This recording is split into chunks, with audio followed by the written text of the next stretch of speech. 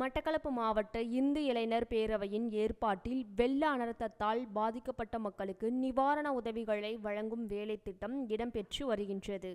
தற்போது இடம்பெற்ற காலநிலை மாற்றத்தினால் குளங்கள், வன்கதவுகள் திறக்கப்படா நிலையில் நீர் கிராமங்களுக்குள் உட்புகுந்தன் காரணமாக மக்கள் பாதிக்கப்பட்டு இடைத்தங்கல் முகாமில் தஞ்சமடைந்தனர்.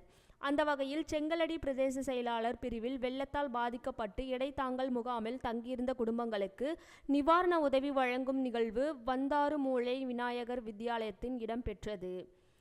இதன்போது வந்தாறுமாழை மேற்கு பகுதிகளில் பாதிக்கப்பட்ட குடும்பங்களுக்கு அகில இலங்கை இந்து மாமன்றத்தின் 1 லட்சம் நிதி உதவி மூலம் குடும்பங்களுக்கு அரிசி, சீனி, பருப்பு, சோயா மீர், உப்பு, கோதுமை மா அடங்கிய உலர் உணவுப் பொதிகள் வழங்கப்பட்டது.